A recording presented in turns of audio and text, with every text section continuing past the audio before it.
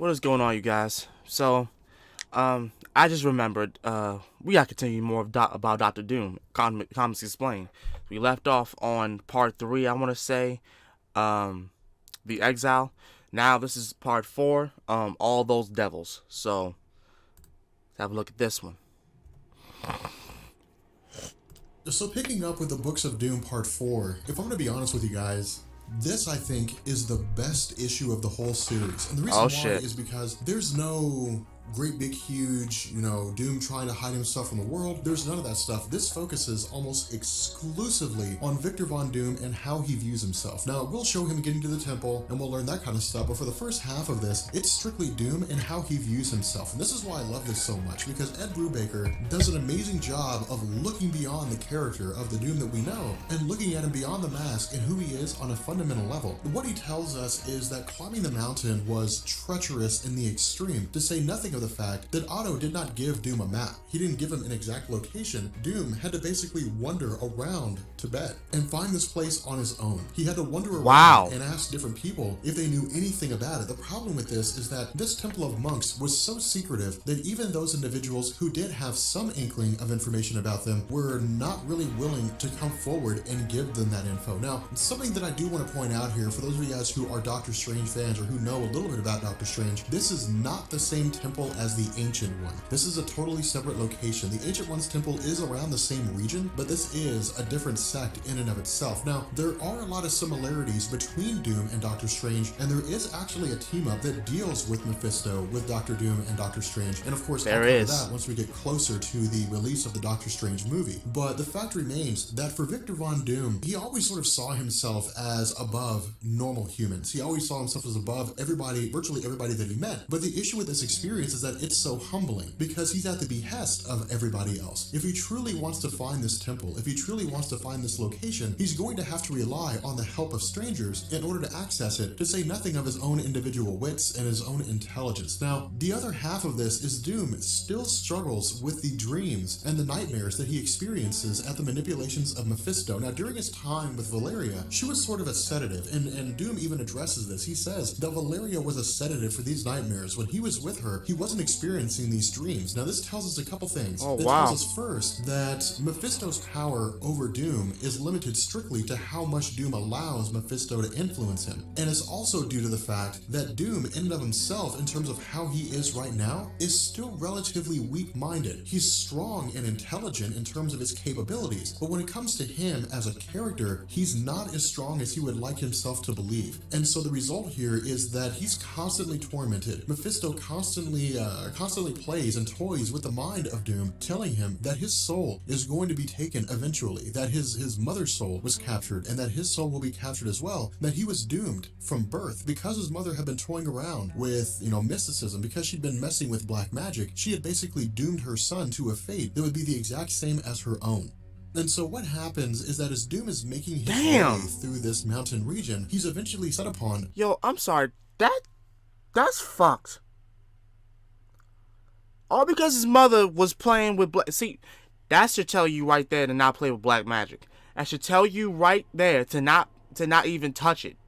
Like, the moment you start dwelling in the mysticism of dark magic, like, your soul is on sale, okay?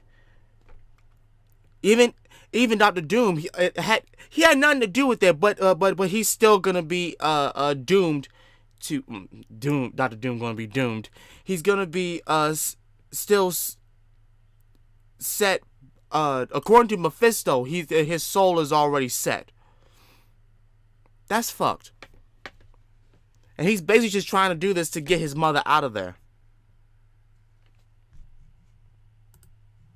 By a Yeti. Now, this is kind of funny because in Yeti? comics, these things do exist. Yetis, Bigfoot, so on and so forth, they do exist. You actually have Wendigos, which is a literal being, and it's basically kind of like a werewolf style plague that passes from one person to the next. And it was a longtime enemy of Wolverine for a time. But the fact remains here that Doom is more or less on his own. There's no one here to come and rescue him. And facing off against a Yeti is a very formidable threat, simply because of the fact that this Yeti's not wildly intelligent, but it is ferocious. And And so Doom uses what tools he has at his disposal. He does what he can against this thing, but in the end, it really just sort of resorts down to a bomb that's planted in the mouth of this Yeti that allows it to explode. Now, what Brubaker's telling us here is that despite his lack of magic, Doom is not without his resources. He's an extremely resourceful person. Yeah. And this really just builds into his intelligence. It builds into his quick thinking. It builds into his aptitude for doing what it takes to get out of a situation, so long as he doesn't allow himself to be overcome by that situation. But as he continues his journey and makes his way, he finally finds this Tibetan temple on the side of a mountain. And when he enters, all the monks are absolutely stoked, so to speak, to see him alive and well. And the reason why this matters is because, again, tying into the last video, Otto had stated that Doom was supposed to be their leader. Doom was supposed to be the guy who would come along and take the place of leadership in this temple. And so the fact that Doom survived has sort of solidified this belief system, sort of solidified this legend that these monks had, that someone like Doom would come along. And so what happens is these monks have effectively blended magic and technology together, but they're two separate aspects too. And so Doom basically learns how to manipulate magic at the same time as learning how to advance his own understanding of technology. And this is what he does. He basically begins to meld the two together at the behest of these monks, but he also begins to lay the groundwork for becoming an effective ruler. And this is something that I really hope you're noticing here, because with Dr. Doom, he is cruel, he is very arrogant, but he's also extremely honorable. When Dr. Doom makes a promise, he always keeps it, regardless of the circumstances. It doesn't mean that he agrees with it a lot of the time, but it does mean that he will keep it. And so because he's such an honorable person, he conveys this to his subjects. He provides them with the kind of things that they need. He allows them to view him personally so that he's not considered to be some sort of unnamed, unseen leader that they know nothing about. And this really stems from his experience with the Baron, because if you guys have noticed in the earlier books, we never saw what the Baron looked like. We never knew who he was. All we knew was that he was just an unnamed guy. Now, in the original Stan Lee and Jack Kirby story, we did see that Baron. But the goal that Brubaker was going for here was to basically show us some enigmatic being out there who had tormented the very life, I guess all the lives, of the Romani villagers during Doom's childhood. And so this would allow Brubaker to come back now and to say, instead of being some guy out there that no one knows anything about, instead, Doom wants people to see him. They want them to know who he is. Now, again, continuing his role as a leader here, he of course assembles various forms of technology, different things like that, and starts monitoring all of the transmissions around the world, begins monitoring almost all these things that are taking place at the same time in order to understand exactly how things have changed in the outside world. Now again, this is Doom beginning to become more of a recluse. This is him moving away from being so intertwined with society and largely staying in and of himself. But what we also learn is that while Doom has been going on this journey, Reed Richards has been rising to prominence. Now he has not yet become Reed Richards, Mr. Fantastic. He has not yet undergone, the transformation and become part of the Fantastic Four. Instead, he's simply just a guy who, in a lot of ways, used the work of Victor Von Doom to sort of bolster his own reputation. And this is really interesting. And this was actually something that Hickman focused on slightly, but Hickman was really more about the overarching disagreements, the overarching view of Doom and Richards in terms of how they saw each other, as opposed to such small things like this. And this is why Brubaker's so good, because he focuses on the little bitty things and allows us to kind of bolster into the entirety of Hickman's run and understand why the feud between Richards and Dr. Doom was so significant. But it also tells us that Reed is not everything that we thought. He's not necessarily a guy that came up with all his original ideas. He's not a guy that did all the work on his own. Instead, he used the work of Victor Von Doom in order to, increase his own knowledge, to increase his own experience. Now, Reed modified it, and Reed is an inherently good guy. It's simply just an example that not all that glitters is gold. And so what happens is, with this revelation, with this recognition that that his work is kind of being thrown out there, Doom has somewhat of an existential crisis, in the sense that he starts to view, starts to ask the question, how does he exist in relation to the rest of the world? And he starts having these flashbacks. And this is one of the most important moments of the entire run of the Books of Doom.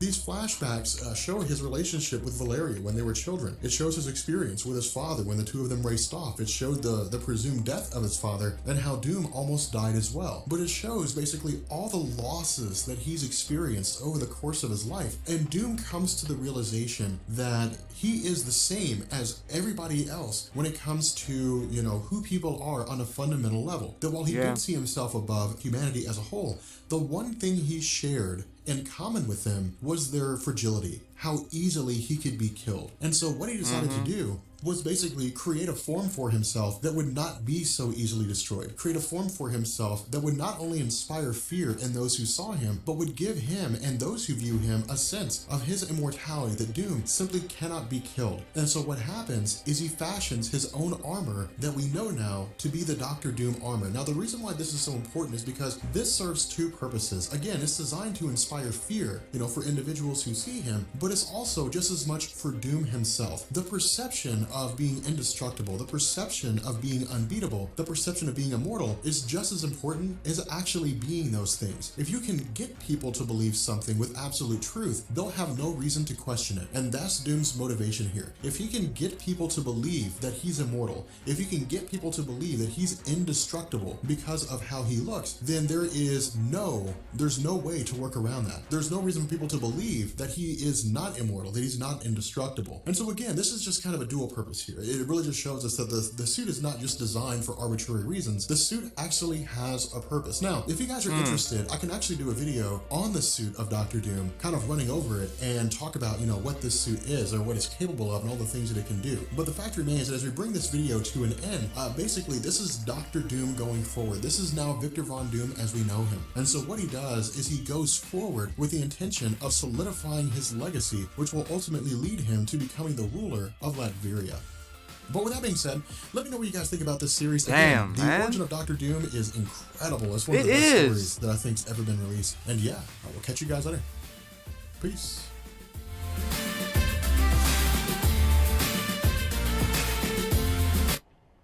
Yo, that is crazy. So because of the fact that he realized that he was just like everybody else and that he was just as vulnerable, he made that suit so that that he would look scary. He would look he would instill fear among people, and he wouldn't be like everybody else. This whole arc is just us seeing Dr. Doom basically explain that he realized that with all the shit he went through, he's just like everybody else, but he doesn't want to be like everybody else. He wants to be better. He wants to do better.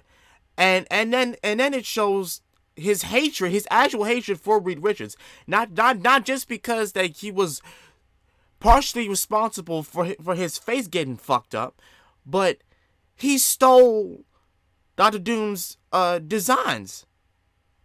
It's just like what Rob just said. Reed did modify it. He did modify it, but Reed designed the shit. Victor designed the shit.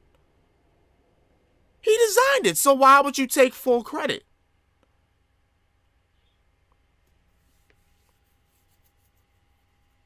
But then again, not every Reed Richards, he's a good guy, but he's more like he's a little bit of an asshole.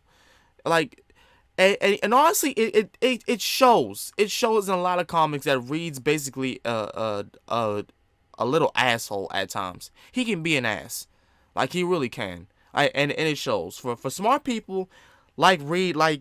For some reason they think that they can do anything and not have any consequences for it. Their work is so important. But yeah, that being said, I liked this video. This video explained everything that he went through, and had a flashback of his torment, and Victor is basically mentally ill at this point. He's mentally ill, even though he's conscious and he knows what's going on. He's being he's his mind is getting fucked up, and that, that's another thing about really smart people, and it for some reason it always happens to smart people. They either get a mental illness, or they're just uncomfortable with the outside world because of the fact that they're so smart, and people look at them as tools more than just human. You know what I mean? For smart people, they always have to go through some unnecessary shit. and after they've conquered that unnecessary shit, now all of a sudden people, you know, look at them as this big dictionary, instead of a human being. But that's here or there. This has been Master Ryo Sakurai, and I love y'all. I'm gonna get about it. Peace.